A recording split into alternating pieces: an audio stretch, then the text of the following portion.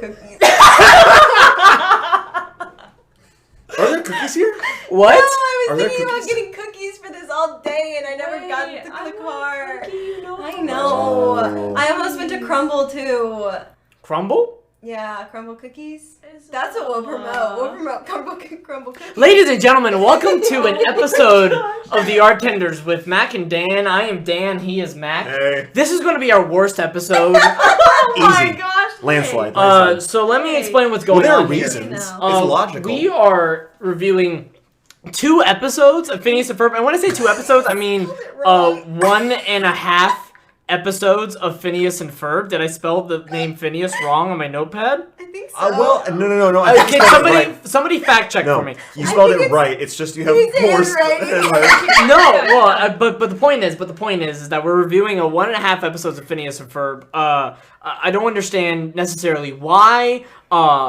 We are also, however, more importantly, greeted by 2 guests this time. Ones that we've teased. Honestly, I was telling Mac last week that we should never have them on, so we could continue this bit of never having them on. But alas, we've already dipped out of said bit, which is shameful of us. Shame. Would you agree? Yeah, no, I absolutely agree. But luckily they are here, and so we have Hana. Hey. We have Izzy. Hi. Is Izzy okay, or are Izzy's you? fine. Izzy will be fine. Izzy's my Oh. stage mom. Izzy's going to be fine. Okay. I don't have a choice. No. Well, that sounds weird.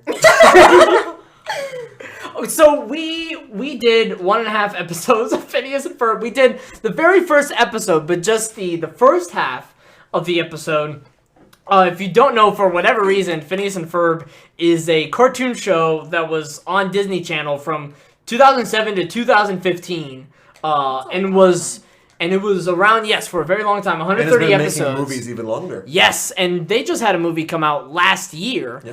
But it was a very, very popular show, particularly within our demographic. However, I am surrounded by people who watch the show, I would say, religiously. Yep. While I think the first episodes I've ever seen in my life occurred today. But that's where we are right now. I'm not really sure why we're reviewing these. Can anybody just enlighten me as to how we got here into this quote-unquote studio and got to this discussion? Izzy? Well, you were asking me what I would like to review on your show, and I was I was having a hard time trying to figure out what I wanted to do, and I was doing the dishes one day, and one of the songs from the musical got stuck in my head, and so it was offered up as a suggestion, kind of as a joke, and and then we just ran you with guys just this kinda bit. ran with it.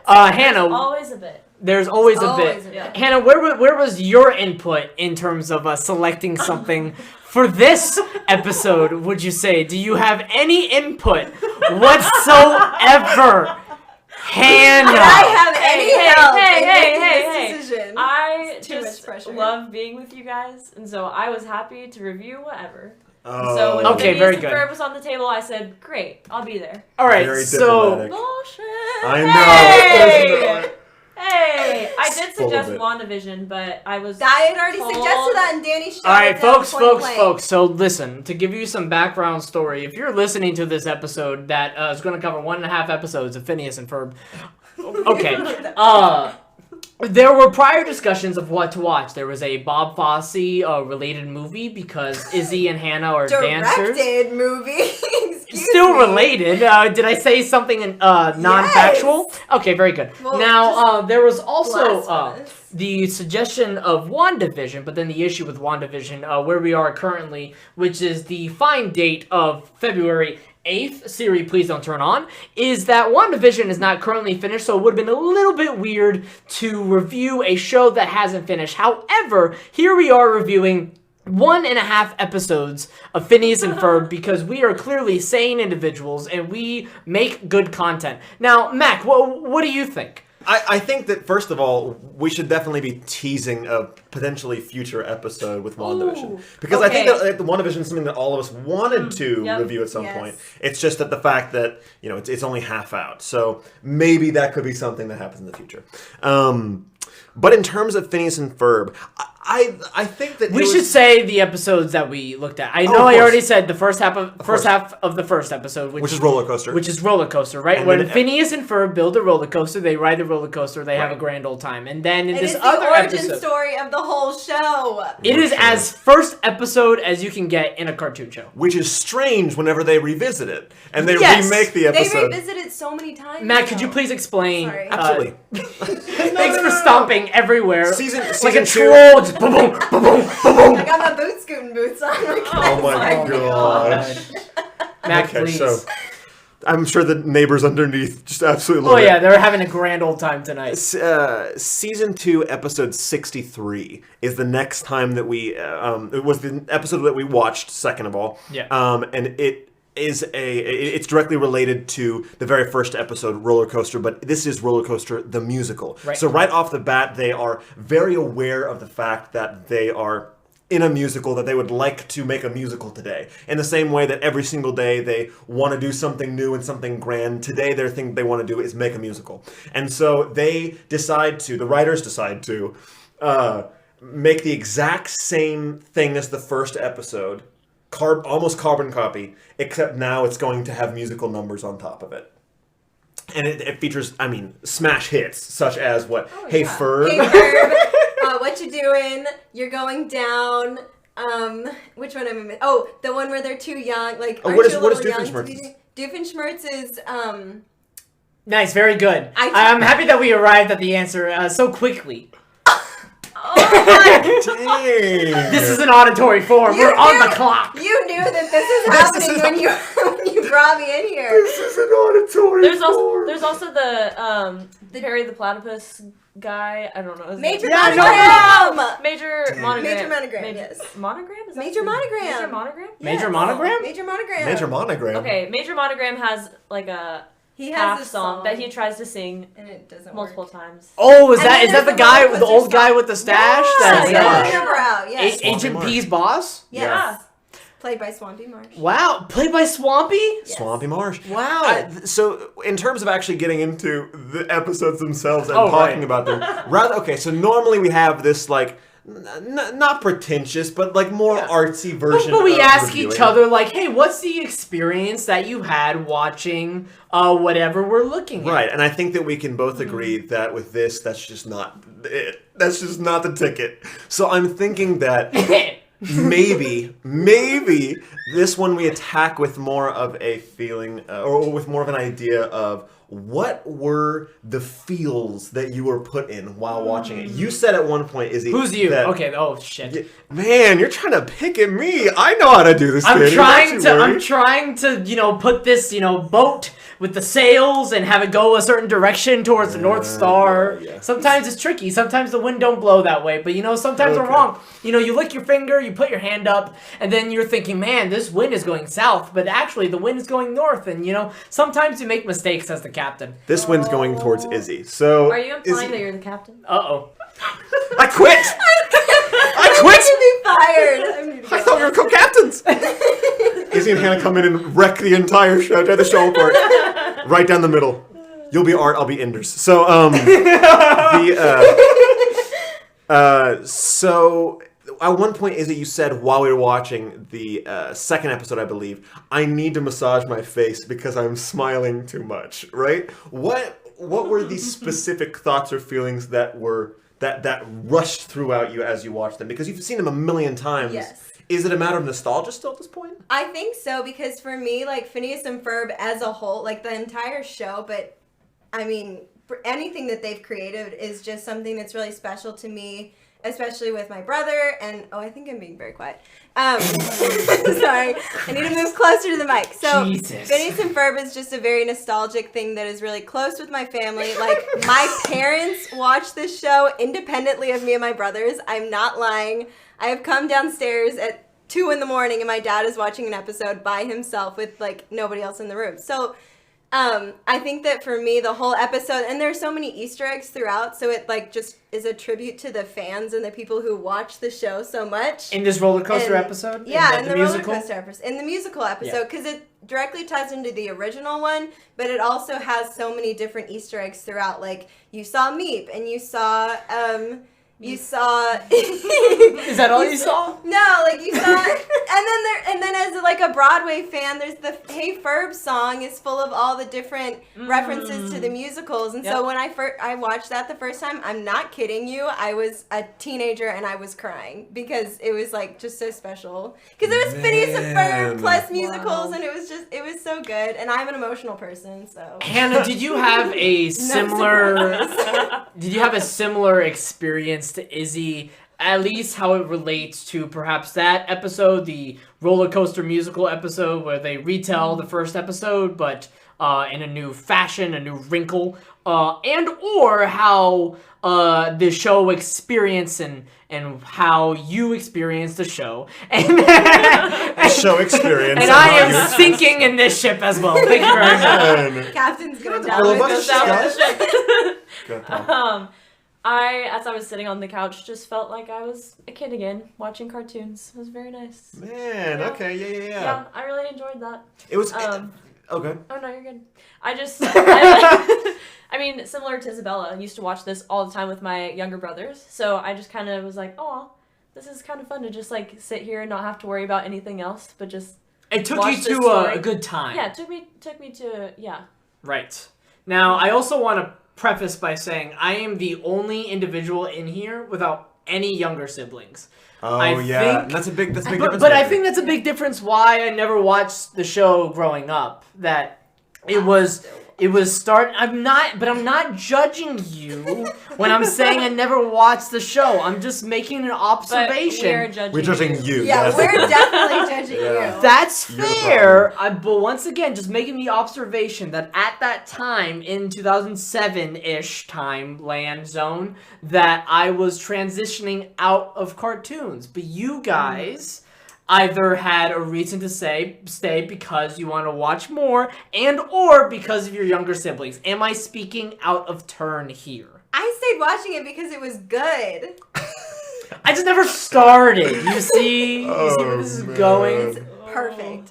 Well, that was the big thing that I got. It wasn't as much the watching Phineas and Ferb, which the structure of the show is so satisfying. It really, really is. Could you go into that, please? Absolutely. So we talked about it before, like as the show is happening, and we were trying to explain this to Danny that pretty much every episode operates in the exact same way. Oh, yeah. Yeah, the mom goes off to do something, and then the boys do something crazy. Candace gets mad about it. She tries to get first the mom Isabella request. comes over and says, What What to you do?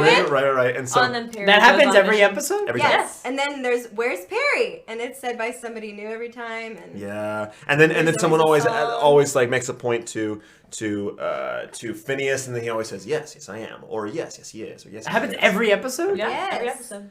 Every Wow. time. And you would And it think never it gets would old. get redundant, but it's perfect. Do they Always make a satisfying. joke at Ferb's expense every episode how he doesn't talk? Probably. Not most. every episode, but like a lot of episodes. It's hard not to mention it. I see. Yeah, because of the world they made for themselves, that every character is so in your face that it's just always jarring that Ferb isn't. You know what I mean? Yes. Should I reference And his the pants YouTube are all video? the way to his armpits. Yeah. Yeah. I don't know. I guess his nipples were cold or something. I have no idea. But his pants are literally up to his chin. It's insane. And Phineas has a triangle head, and Isabella Yeah, is a semicircle. semicircle. Right. And, Buford and doesn't everyone have else. a neck. Oh yeah. He's kind of like just one shape. Izzy, Awesome sided would you characters. say He's great. that the sort of quirky, I would say paper-esque animation style or design, do you think that aids in the sort of presentation and appeal of the show? Absolutely. I think that's like, I think you have to draw your audience in first with the look of the show. And I think that was something when I was younger, it was like super whimsical and fun. And it was like, they were doing the impossible every single day. And I don't know, I think that there's just something about that really appeals to young kids. Yeah. And fully functioning 23-year-olds, because I still watch it. So. Which is why we're reviewing it right now. Fully functioning. Oh, Semi-functioning. mean. Oh, no. I really I need thought this that over episode. Oh. So, I know, jeez. I'm come on. never coming back. Which is funny So- because I've been awful so far. Well, no, here's a question for you, Danny. What is it like being a huge dick? I'm kidding. Okay, no. No, I actually have a question for Hannah. Not good when I look at the mirror. Ew. Ew, yeah, I know. No, that's not what I meant! God. Ugh, gross. I'm just saying I'm ashamed of I hope myself. you're making money off that thing. Danny. So, Hannah, I hate this. this was a feeling that I had, and I was wondering what it was like for you. What percentage of the viewing experience was turned from good to great just purely from the famous people that you already recognized? Not even necessarily the show itself, but hearing Ashley Tisdale, Mitchell Musso, Vincent, what's his name? Vincent. Who? Well, oh my god. I'm on it, guys. I'm on it. Don't worry. Wait. Who's this Vincent guy? Manila. It's Dude, like Phineas. No, Vincent no. Martella, Martella. guys. Martella. Come on. Oh, the guy from... Oh, and Allison And Stone. Thomas Brody. And Thomas Allison Brody Stone. is Stoner, please. Allison Stoner? Okay, Yeah. I'm really bad with names, You- but you I see do. Camp I Rock. do know Alice. Okay, good, Yeah. good. Oh, You know yeah. Sharpay, you know Yes. Oliver. Yeah. And there's a certain nostalgia just from the voices themselves. Oh, exactly. What was that? Was it more Ashley Tisdale than anyone else, or was it in general? Definitely Ashley Tisdale. Because I just think of High School Musical and High School Musical 2. So whenever I hear her voice, I'm like, ooh. Two more than one. Yeah. Oh, I definitely was a High School Musical 2. Wow. Yeah. I don't know That's- anything. I can't. That's I when she can't has contribute her, to this. That's when she has her fabulous song, Oh. which was my favorite song. That's at when the they're. ripe old age of what? That's 9, when they're working. 10 That's years when they're old. working at the resort, right? Yes. Yeah. Oh yeah. Okay. And she wants Troy to go into the council with her. Mm-hmm. Okay, yeah, sure. Yep. See, but Yes, Izzy? I hear Ashley Disagree. I hear Ashley Tisdale's voice and I automatically think Candace, Wow. which is Uh-huh. funny. Like, I never thought about it that way. Like, you hear all the different stars' voices in there, but, like, Yeah. I only see them as their person that they voice in Phineas Phineas and and Ferb, Ferb. which is so funny. I didn't know I never the thought show about ranked it that high before. for you. So, same with Mitchell literally- Musso? Yeah, same with Mitchell Musso. Okay, Like, I I did rewatched not the hear- entire Hannah Montana. You couldn't really hear it in this episode, Yeah, but, like, sure. even when I rewatched all of Hannah Montana this past year, like, I didn't even...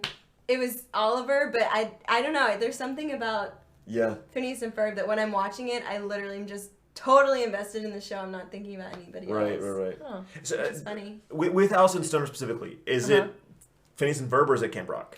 It's Kingdom Hearts No, for me. It's Well, Really? have you guys reviewed Kingdom Hearts? No, because that'd take way too long. Okay, so Yeah, that'd be fun mean fact. to me that I have to play Yes. the whole fucking Oh, I would series. love every Oh second. my Yeah. Oh my god, that took But the forever. point is, now Allison Stoner. Okay, like guys, buddy. So if you don't know, Kingdom Hearts is. Oh my gosh. Oh. Make it They- about something you know, Danny. Don't clap at the microphone. I'm Hello. that. clapping at you. It burst. Is a video game series that you're essentially this kid with a giant key. You travel to a bunch of Disney worlds with Donald and Goofy, and it's the best. I have 2 posters of it in my room. Anyways, so Allison Stoner, it's going to be difficult to explain, but she plays a character who was made to be a clone off of the main character, Sora.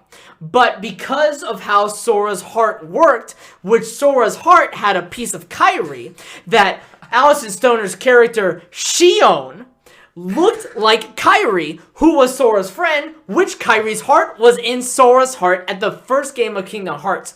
Also, Kyrie was originally played by Hayden Panettiere, but then Hayden Panettiere, for some reason, Really? is no longer part of the project. Yeah, we don't know why. But now, Allison Stoner is also Kyrie. Can you believe it, guys? I just really can't. I'm gonna be honest. Izzy, would you like to share with the class? I feel like the cat meme where the woman is yelling at the cat, and we're all just sitting here like. Like, oh my gosh, Danny's you excited. Can't express that Either that or the kid from Jake and Josh. The kid from Drake and Josh. There was this little Girl Scout in Drake and Josh that loved Drake, that wanted to Oh, yeah. get with Mr. Drake Bell. Get in line, Chica. Exactly. And that kid was played by Allison Stoner.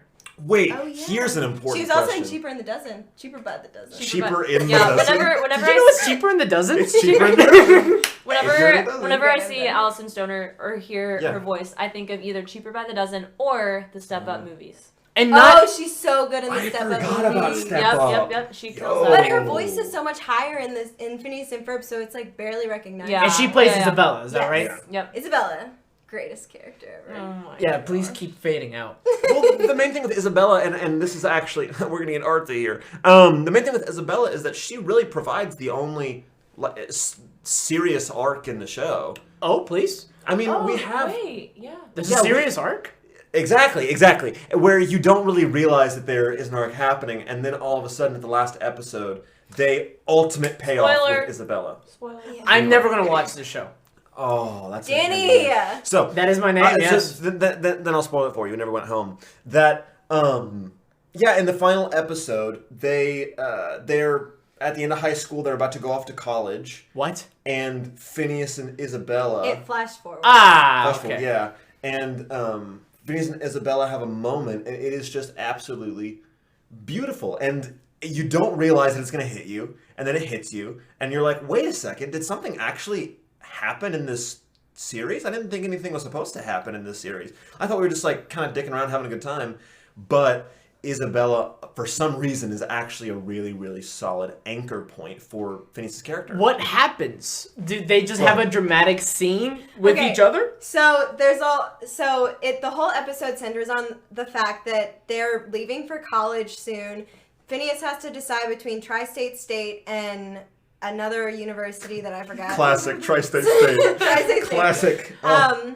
And so Isabella is getting ready to go because she's actually going to Tri-State State. She's playing soccer there. She's a camp counselor, so she has to go Nice. early.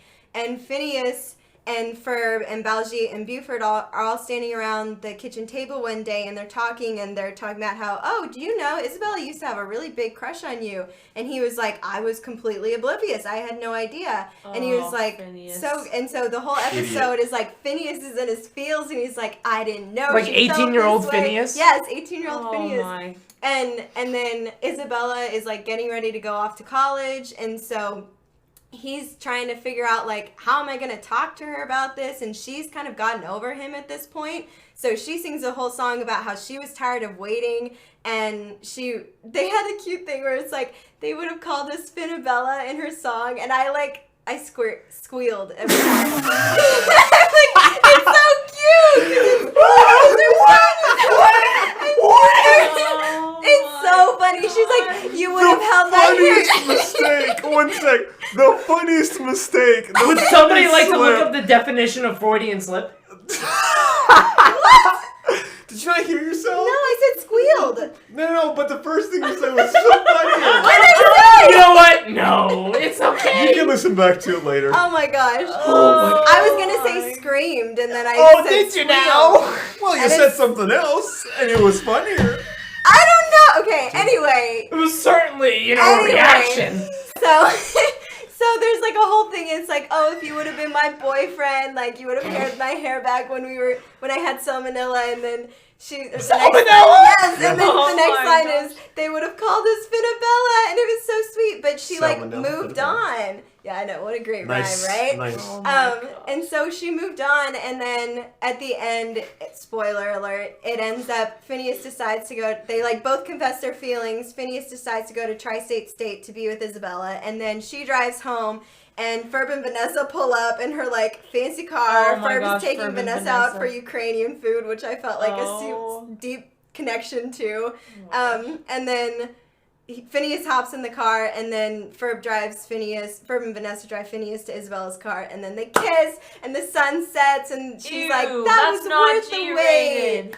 No, it was so cute, because she's like, well, that was worth the wait. And then he goes, I'll see you in a few weeks, and she says, I've waited this long, and then she drives off, and you know that they're gonna end up together, and then it cuts to a video of Swampy and Dan crying. Like, Dan starts crying. The people, like the People who created the show make a cameo I in the see. finale, and they're like, Aw. it seems like just yesterday we were just doodling them on a page, and now they're here grown up and going to college. It's so Oh my cute. gosh. It's pretty cute. Okay, I but love Isabella, this show. doesn't she have a couple of episodes where she is like frustrated with Phineas? Yes. Yes. Yeah. Yeah. She's yeah. got some character development. Yeah, she really does actually like go through some trials and tribulations. She kisses Yeah. him before Whoa. they wipe his memory. You remember at the Oh, dimension yeah. in the second Oh. dimension movie? Uh-huh. Yeah. I think I Yeah, remember I that. watched that the other day. what? Yeah. So basically, what we're trying to say is that in terms of conflict, yes, obviously, it's just like the two main conflict anchors in this series are Isabella and her relationship with Phineas and that arc, her getting frustrated about it, and then her, them finally ending up together, and then also Candace figuring out maybe me actually trying to rat out my brothers is not the best way to do this. Like, that's the only thing I want. I've become obsessed with it. And they're my brothers. I should love them and I should support them. And that's another arc. That's actually kind of cool in this series. They do that in a few episodes, though. They do that in the time travel one. They do that when they time travel again. Yeah. They do that when she has her dream and they end up in the penitentiary. They do that, like, they have that. Oh, in Summer Belongs to You, she, like, goes with them and realizes it's more fun to do the journey rather than, like, stay at home. That was also the Wizard of Oz one where she learns it's better for the journey. Oh, that's funny. Yeah.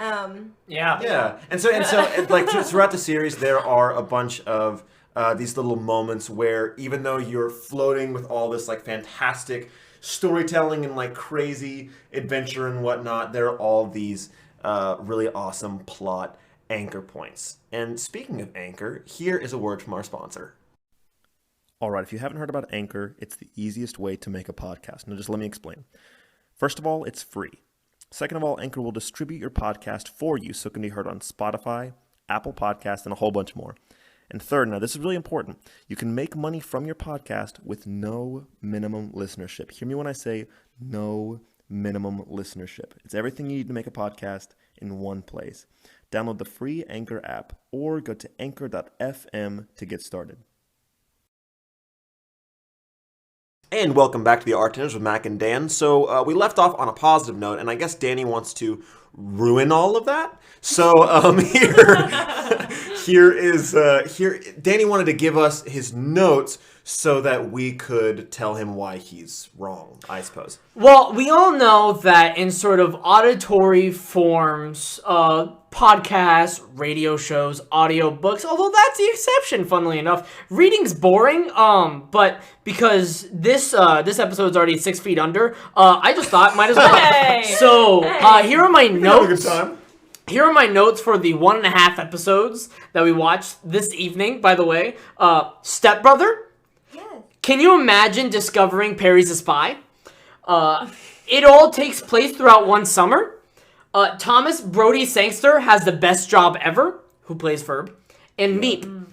Now, there are a few talking points we want to discuss here. I think one of the coolest discoveries that the show can have is, let's say you're just watching the very first episode. You have no idea what's happening. And the very first episode is pretty dang good. Yeah. Like, it's just solid cartoon television. You liked first episode more than musical. Oh, for sure. Yeah. Well, because, but it's different, right? Because the first episode is selling you conceptually of what the show is and what the show's trying to do. And like, hey, this is what we want to do with this plot. They clearly plot. storyboarded the life out of the first episode. Yeah. And they knew what they were doing. And the amount of character that just exudes from off the screen in those very first 15 minutes is incredible, to say the very least. But I think one of the coolest things that a person could discover is that, let's say you're watching the show. You know it's about Phineas and you know it's about Ferb. They're about to do this crazy thing. All of a sudden, their pet platypus, Perry, just kind of walks off, and then he opens this secret door in the shed. He goes down, he puts on a fedora. Turns out, Agent P is his name. And he is a spy that takes down this crazy villain named Doofenshmirtz. Yeah. Villain? He's certainly not good, is my point. Nemesis. There's a nemesis. But the point that I'm making is that is an excellent discovery for a child to have, of being like, oh, this show is about one thing. It's about Phineas and Ferb doing these crazy things. Oh, it's also about this platypus doing more absurd things. Yes, true. And it always ties, his thing with Doofenshmirtz always ties in with whatever Phineas and Ferb are doing. Like, Yeah. it always is what causes like their project to vanish. It's Which awesome. rocks and is hilarious. Yeah. And which makes sense because it's all supposed to vanish because no one, including Phineas and Ferb, especially Phineas and Ferb, can know that Agent P is Agent P. So what you're telling me here is that this show, the main sort of theme, the motif, it's actually secrets. It's what we hide from our loved Oh ones. my god. Right? So here we have Sure. Ferb. That is And I've taken Phineas and off... Ferb don't try to, though. No, listen. I've taken off my glasses. Oh. Because I'm serious. Watch That was this. pretty profound. Because Ferb, listen here. Ferb doesn't speak. What is Ferb hiding? There are terrible insecurities that you could just read from that green-haired boy. I mean, he has green hair. Can you imagine? Ferb Natural conspiracies. green hair. And we already discussed it. His nipples are cold. He's True. wearing his pants up to his armpits. The It's poor true. kid. He It's is true. experiencing rough times. So he's hiding that from his family, right? And he's not even speaking at all. Then we have the two of them, Phineas and Ferb, working together to hide things from their parents. Why? They're just here. No, listen. They're just here to have a great time, a good old time, and they're hiding things from their parents. They could just tell them, hey, Mom, hey, Dad, we built a roller coaster today. They Aren't do. you-" They What? do that. What? Yeah, sit the fuck down, Danny. Oh Yeah, get my off your gosh. soapbox. And then Yeah. Agent Not- P doesn't tell his loving can't. owners. He can't? It's literally a rule. The Alka rule states that Also- you cannot go. He can't talk. I don't need He doesn't excuses. speak English. Well, But like, okay, if there's a whole thing, like if they would find out that Perry the Platypus was Agent P, Yes. then Alka would have to take. what is Alka? It's the organization without a cool acronym, which is the agency that Perry the Platypus works Oh. for. So Alka would have to take. Oh my Alka would have Oh to my God, it's remove Alka. Perry from their house, and they would never get to see him again. So they Wait, do isn't see there an him once. episode where- That's the second dimension one. Why they have to wipe the memory, Ah. and like Isabel, I said Yeah. earlier, Isabella kisses him before they wipe their memory. They wiped their memory because they found out that Agent P was, or Perry the Platypus was Agent P. Folks, my head is in my hands. I don't understand what's happening. Everything has derailed. Well, this train has crashed into the cliff. I think this is what happened, Danny, is that you thought you were going to pick on this little old kids show, Right. and it ended up being Yes? a damn masterpiece is what it is. Is something else. But would you say, because honestly I haven't seen the show, Sure. as we all know this, but is it a fair criticism? I'll I'm try not to be realistic. and I'm not asking this because I'm actually criticizing. Yeah, I'm trying to be realistic. Yeah. But is it a fair criticism for somebody who is ignorant to say, hey, you're watching the same episode each time? Doesn't that get boring? That's literally most of TV shows, though. Like, I mean, Ooh, that's There an you interesting go. point. That every is every true. episode kind of has a Yeah. set There are no thing, original yeah. ideas, anyway. Shelleyberg. Shelleyberg. That's what you say?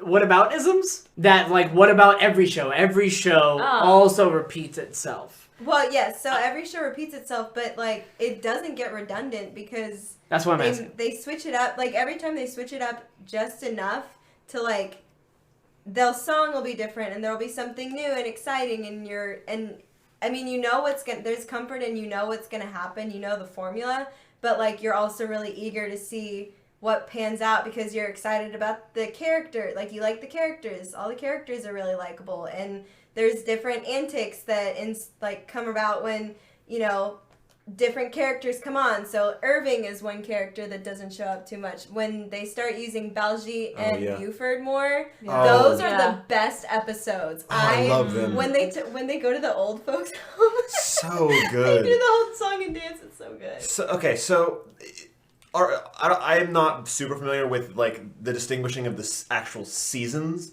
because they never really said seasons on the actual Disney Channel when you were watching it.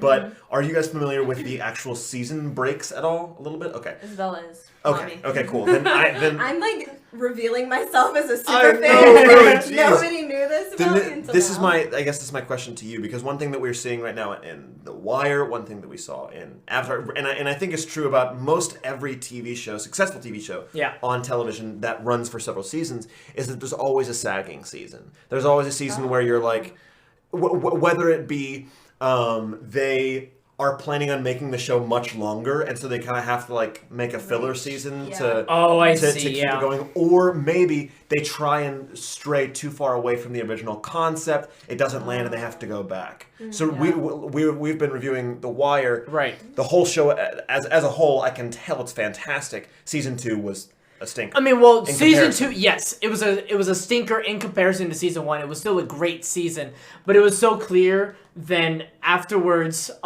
that season 3 they really hit their stride again, but it also felt because they were returning to a lot of the plot points that originated in season 1. Yeah. Not season 2. They weren't continuing season 2's story. Right. They were continuing season 1's story with the events that happened in season 2. And wasn't there a specific season in Avatar as well that you said that you were... well, I thought the season 3 of Avatar, the last season, was a letdown in comparison.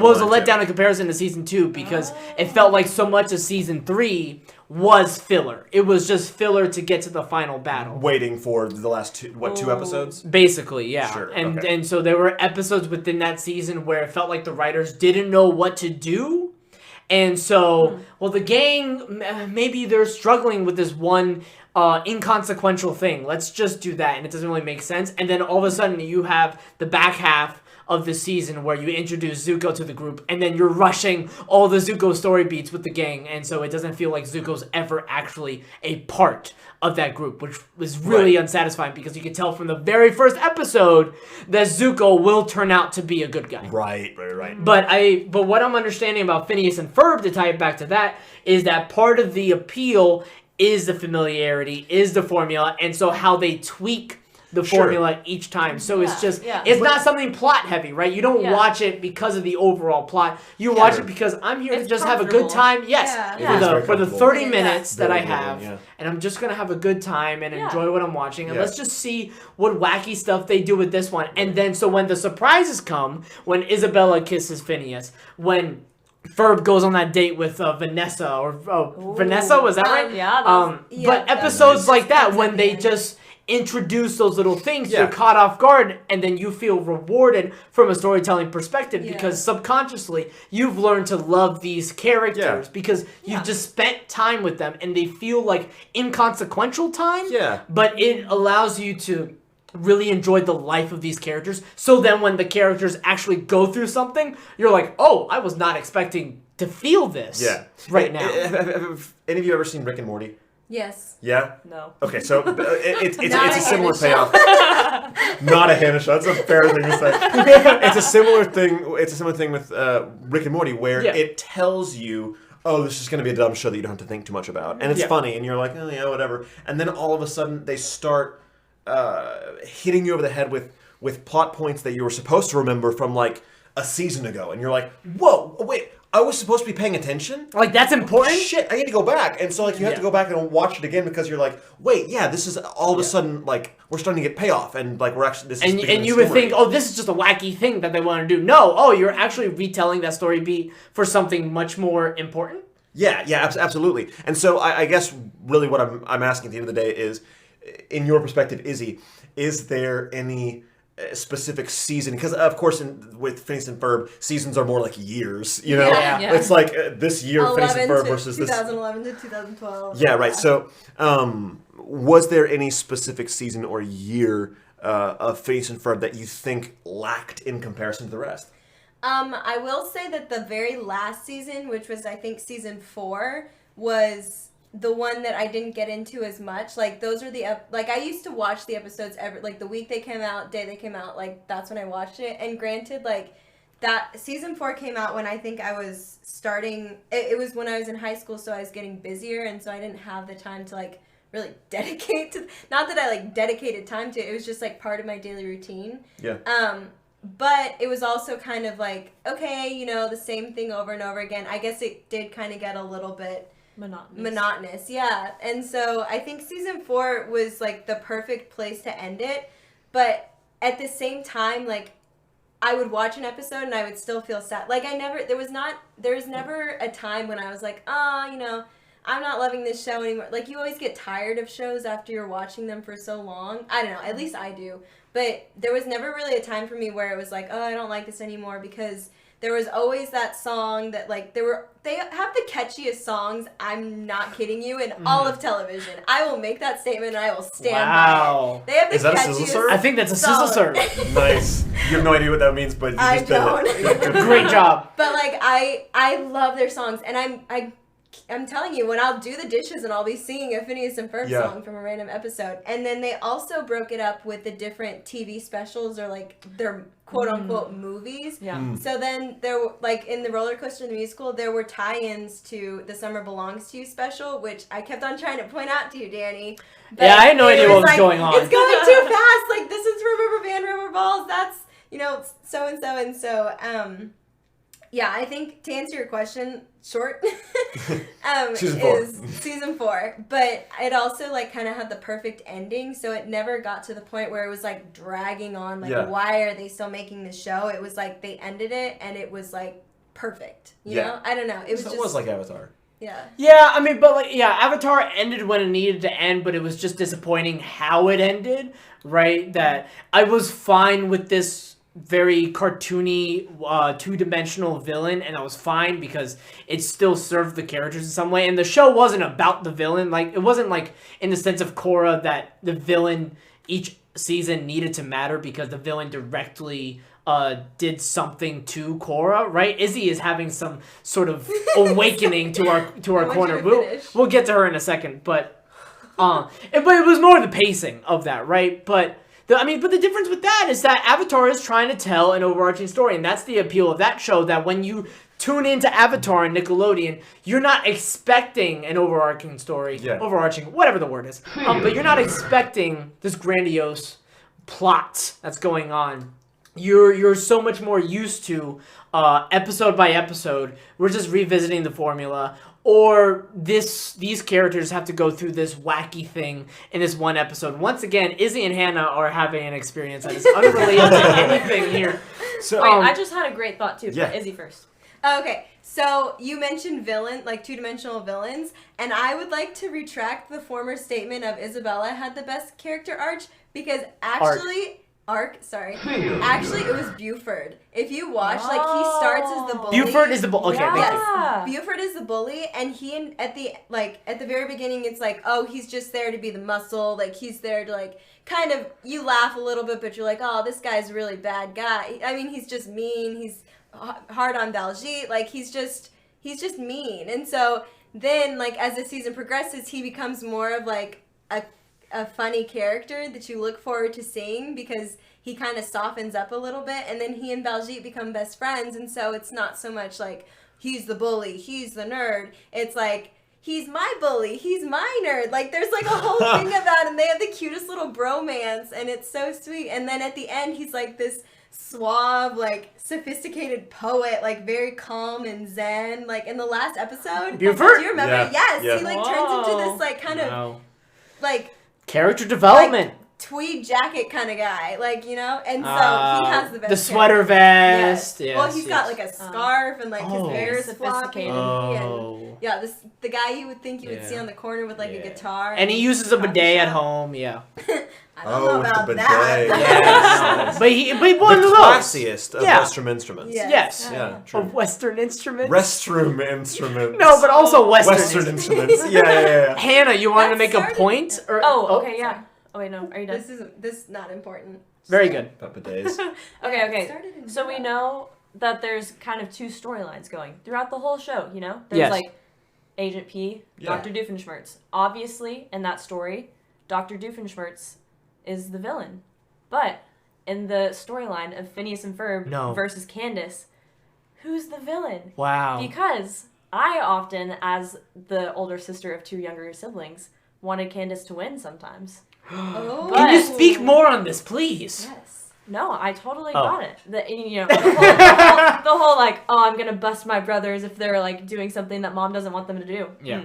Older sister of two younger brothers, totally got that motive, you know? But then Phineas and Ferb, you want them to win too, and you don't want them to get discovered, so who's the villain in that storyline? So you identify it, okay. Did you feel a little bit like, maybe should I actually be wanting Candace to win? Like, was there... I did, yeah. Okay, yeah. Can you walk me through that experience? Did it feel icky that you wanted to be that sister? I don't know. I think a little bit. Uh-huh. I knew that Phineas and Ferb were just, you know, they were so innocent and they weren't trying to hide anything. Kind of like how you said the whole show is about like hiding things and they want to hide. It's all about secrets. Oh, okay, all about secrets. Whatever. Excuse me. That's what the No, but built on. they were like honest with their mom as far as like, oh no, like we did build a roller coaster, and she was like, oh, that's great, honey. You know, like she just doesn't believe. But then Candace just couldn't win, so I felt for her, you know. It is it's like super the Tom and frustrating Jerry to watch. conundrum. The Tom and Jerry conundrum. Please speak on this. You watch Tom and Jerry, and you're like, Jerry's kind of a dingbat.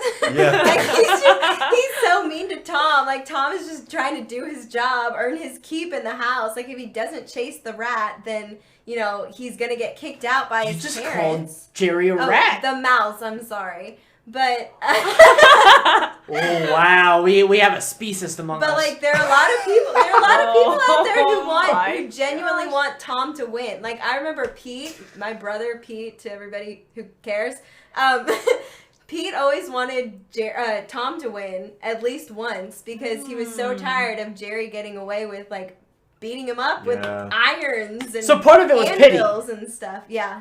Yeah, and also because Jerry's a very smug little dude. Yeah. Every time he wins, he seems to get rubs knocked in your down face. a peg. Yeah. A little too confident. Well, and then like sometimes, like if I'm remembering correctly, like sometimes Tom would get beat up by his owner or and the dog next door. Yeah.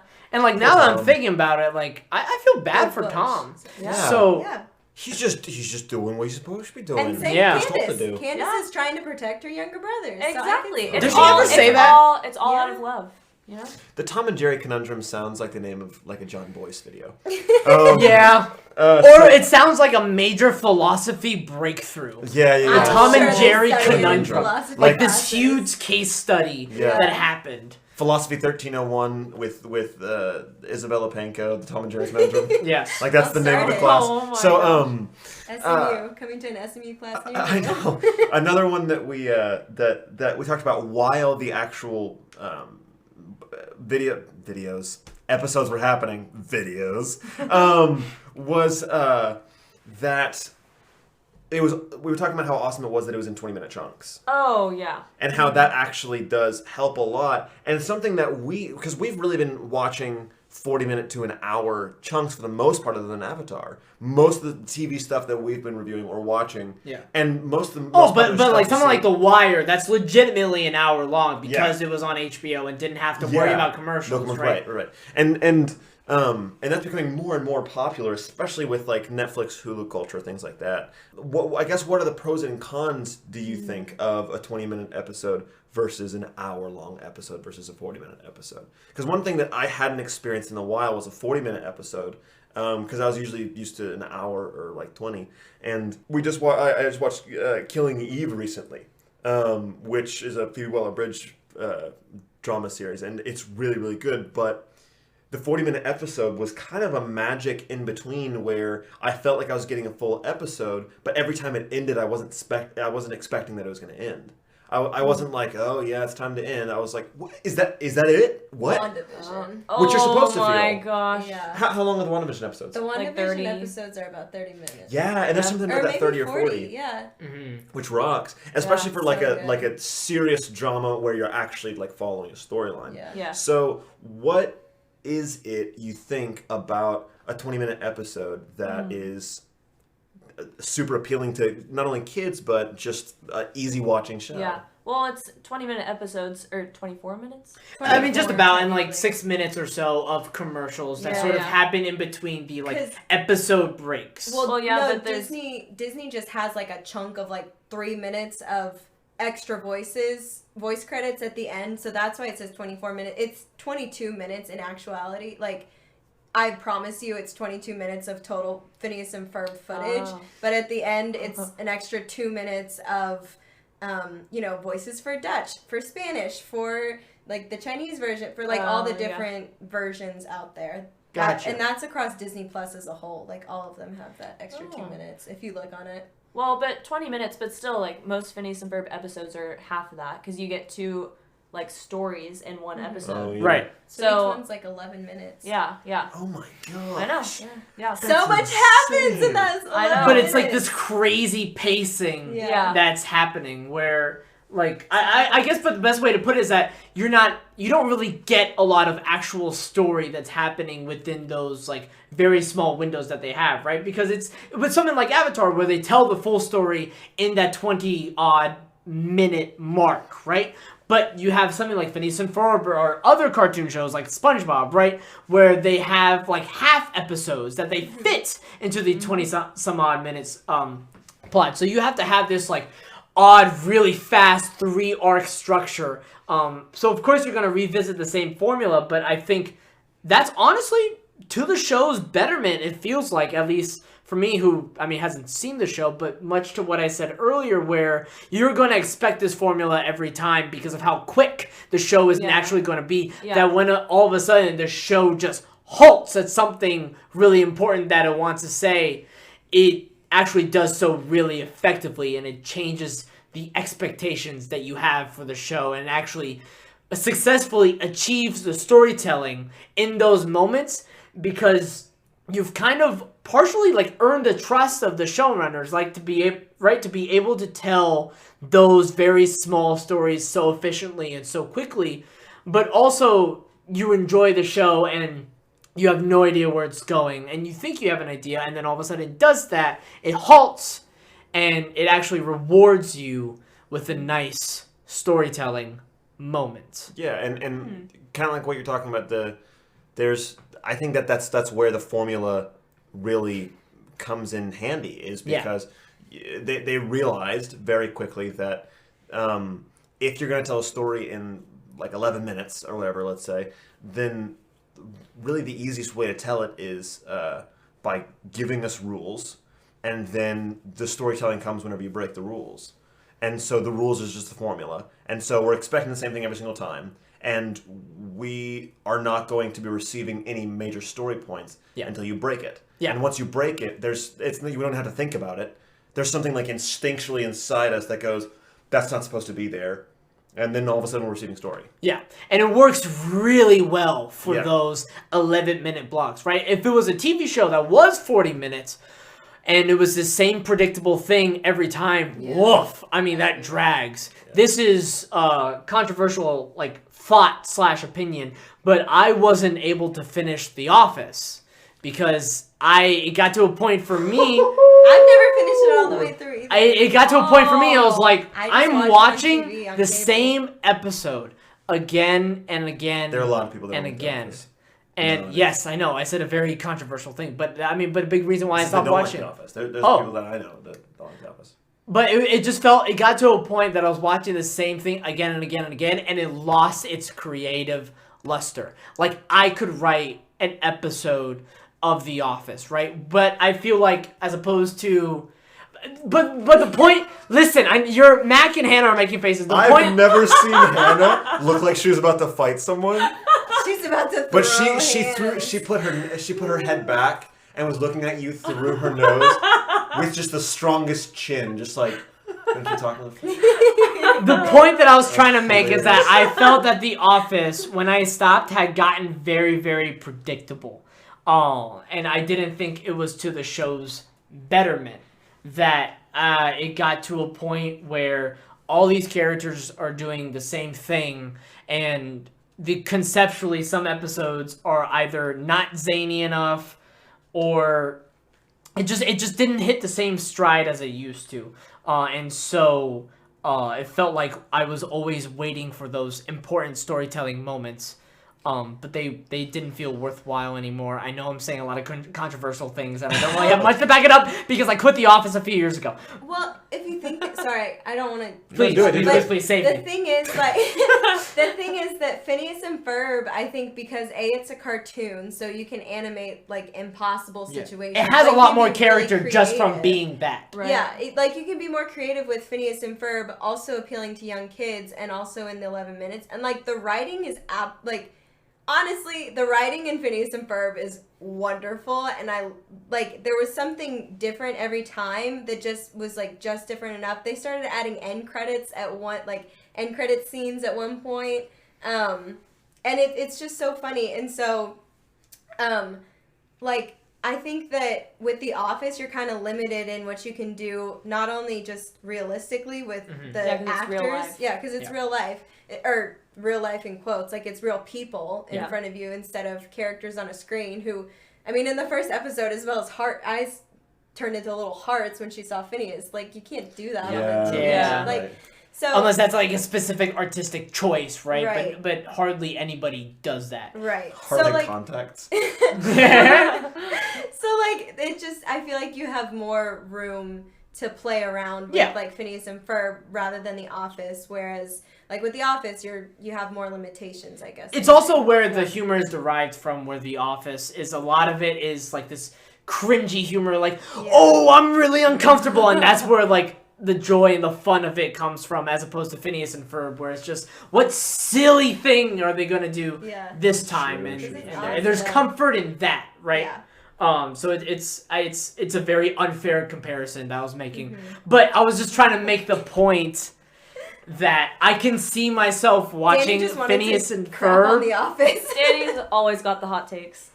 I could see myself watching and completing and enjoying Phineas and Ferb more so than The Office. But that's also coming from, I tried to watch The Office. I haven't tried watching Phineas and Ferb. I'm just happy that Hannah didn't have to say anything to get Danny to start backpedaling. That was hilarious. What's the mom look? It's because I knew I was going after The Office, but I knew I wasn't having any facts to back it up, and I couldn't remember any facts. That's right. So I had to state what I felt in my heart, but I needed to blanket it with as many curtains as I can. Izzy is to Phineas and Ferb as Hannah is to The Office. I bet she could pull out episode names and go, well, that's not the same in season 6 episode. Possibly. Okay, then you know what? Hannah. Danny. Is Phineas and Ferb better or worse than The Office? You just said that you can't. Did I ask Hannah? Or did I not? No, you just said it yourself. You can't compare the two. Ooh. But in your heart of hearts, Hannah. Oh, Hannah's gonna be diplomatic. No, man. but she always is. So then how do you feel about the humor that Phineas and Ferb delivers? Okay.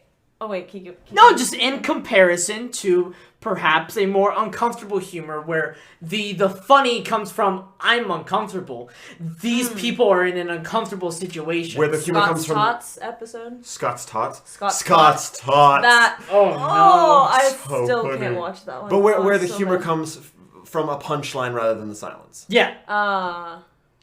Where do you how do you feel when it comes to those different styles in comedy, and how does it impact the heart of hearts that you hold? I mean, I feel like I have the sense of humor of a 13-year-old boy, so I kind of enjoy both of them, to be honest. Nice. In the musical episode of Phineas and Ferb, when Buford he said something to the effect of, "Man, I'm glad my pants are already brown." When he was on the roller coaster, falling off the couch laughing. I actually died laughing at that one. That's good. But I don't know. But you also I think have you have that two in younger The brothers. Office too. I have 2 younger brothers, so it makes sense why my sense of humor would be that Potty. of a 13-year-old. Yeah, very Potty potty humor. humor. Yeah. Do you have a bidet? No. Phineas and Ferb, though, has a humor for everybody. Once That's again, true. I've literally been coming home from dance. I go up into my dad's office, try to knock on the door, and my mom is in there alone watching the Wizard of Oz episode, where it's one of the funniest episodes. If you have not watched this, do yourself a favor and watch this episode, because it is literally one of the funniest episodes of Phineas and Ferb. And she was like laughing by herself, so it has kind of a humor for everybody. Like, my mom has a sophisticated humor, and she thinks that it's hilarious. Because they talk about stuff that, like, they talk about, for example, building permits and all this stuff that goes over kids' heads when they're younger. But I remember my dad laughing his butt off. He's like, ha! That's so funny. They're like reference stuff for the kids. They reference stuff for older people. Well, yeah, and even when we were just watching it, you laughed at completely different parts than I laughed at. Yeah. So yeah, true. Something for everyone. And that really is. It doesn't even have to have a story for you to pay attention to it being funny, because people pay attention to something that's funny for as long as you want. That's why Bernie Mac and like George Carlin were able to get away with like 2-hour stand-up specials, is because you're sitting there watching and it just doesn't stop being funny. But sometimes stand-up specials, like, I'll stop watching after like 5 minutes if it's not funny enough. Like, I'll only pay attention for as long as it's funny. Yeah. And Phineas and Ferb is very consistent. The jokes, the jokes are consistently quality and they can always work within the formula because they always tell good jokes in that formula. Right. Yeah. Even you were laughing at a couple of jokes. I mean, the show's funny. It's a funny show. Yeah. Naturally, I didn't care for that musical Rollercoaster episode because I don't like musicals, and I think that's a conversation for another day. And he's talking to 3 musical theater minors right now. Hello! And then, story for another day. I'm not finished. But also, like, that episode was for the fans. It was chock full of Easter eggs, and so that episode wasn't for me, right? Yeah. But when we were watching that very first episode of the show, there were a lot of just clever jokes, just nice quality jokes that are not like difficult jokes, or you don't have to think critically about them. But it's just like, that was funny. Like, there was something about the delivery of when Isabella greeting Phineas and she has the hard eyes and the delivery of that and the pacing of that one joke. It was just a good executed joke. And I think tell me if I'm speaking out of turn, but it seems to speak to the quality of that show. And like, I think the first episode, I feel, if I were to guess, does a very good job of presenting what the show is about. And I think it's an excellent gateway to what the show ends up being. Yeah. Is that a fair thing to say, Mac? Yeah. That was hilarious. The water that you're treading right now. You're like, let me make sure that my words are correct. I have no idea what I'm doing. No. I have no idea. You're hitting the nail on the head, I think. I am curious though. I guess let's start with the mega fan Izzy over here. Mega fan Izzy of Phineas and Ferb. Would you say that this was the Rollercoaster musical episode? Would you say that this was your favorite episode? And who would you specifically recommend the series Phineas and Ferb to? What specific type of person? Oh my gosh. A two-parter. This is hard.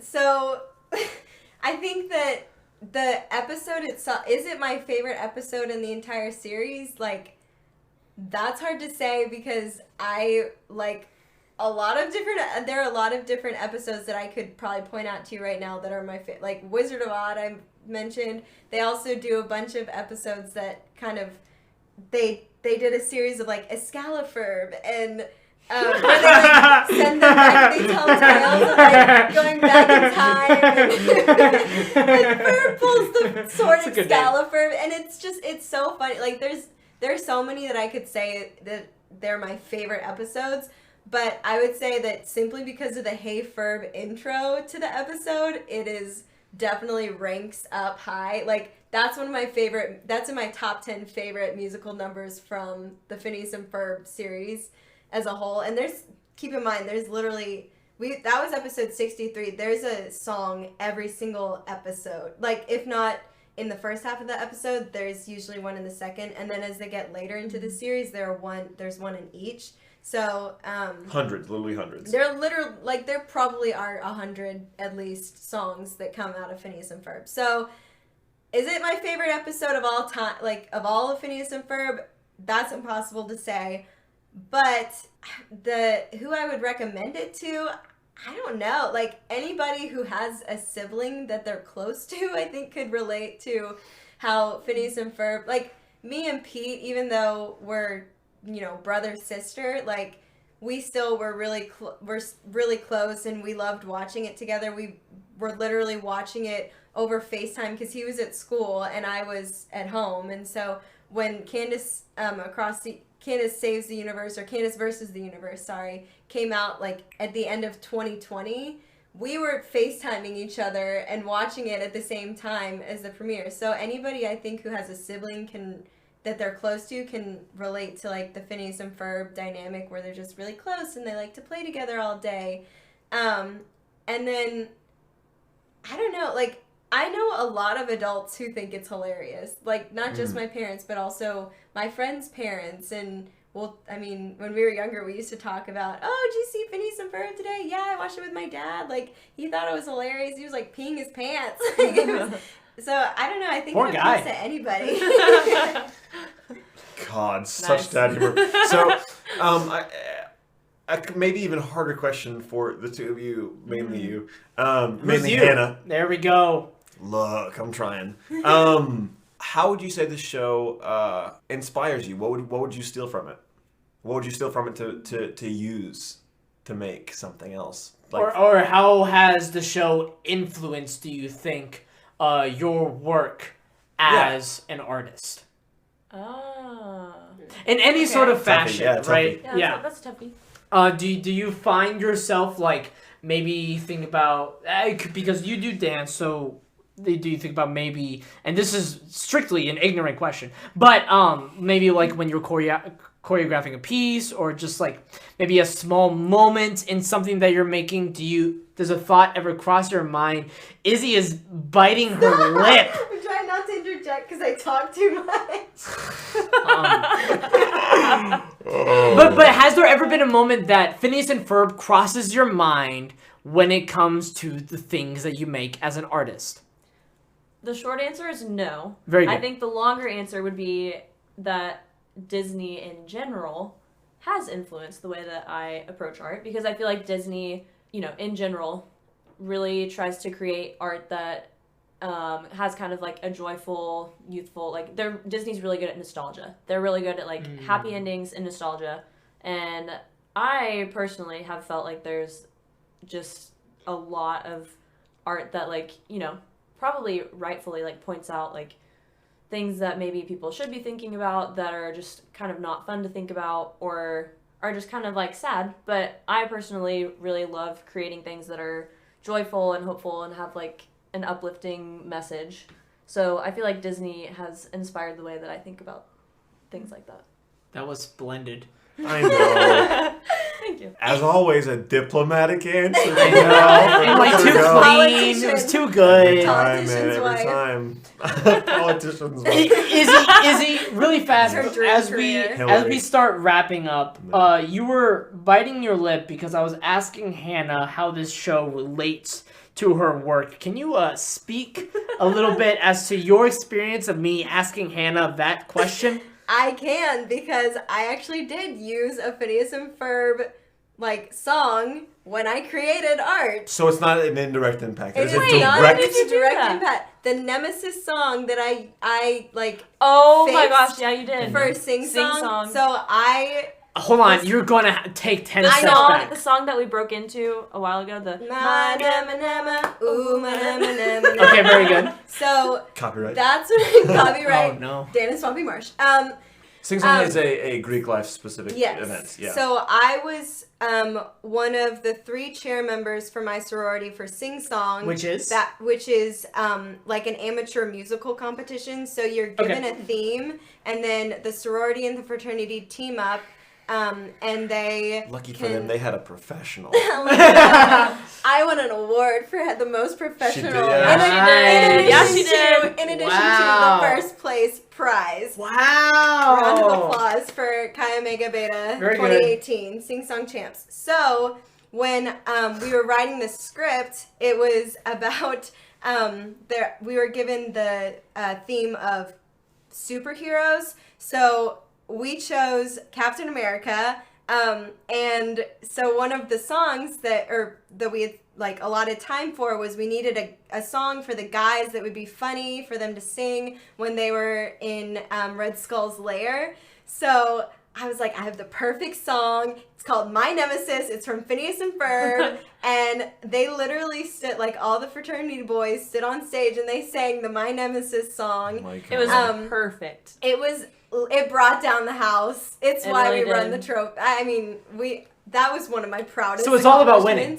No. It was all about having fun, but Nice. also there was the added pressure of I need to win this because I am a musical theater person It would've looked and bad. I'm a dancer and I'm gonna choreograph the crap out of these numbers and I'm also a Marvel fan, so there was a lot going for it. A lot that at I had stake. in my favor. Yeah. I had a lot to prove. I see. Yeah. Yes. But honestly, the guys had the best time, and it was one of the best performances in the show. Was them singing My Nemesis and like doing a little kick line, and we kind of changed the lyrics up to aid like the whole, Captain America Red Skull vibe. But it was just so perfect. So yes. So Isabella has literally. I have literally Phineas drawn and inspiration Ferb. from Phineas and Ferb to create art.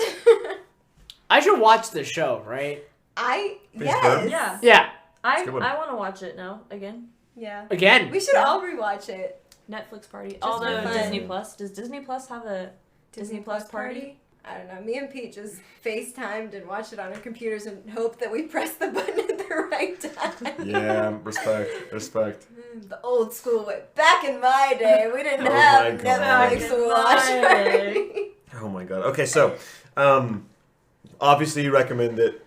We just Oh, talked of about. course. Of course, we're going to recommend it because we as 22 and 23 It would have been year olds. very funny though if we recommend. ended today and be like, no, fuck no, don't watch this show. Are you kidding me? Jesus Christ, don't go through that. Are you Yeah, kidding me? right. Anyone who liked being a child should watch this show. Yes.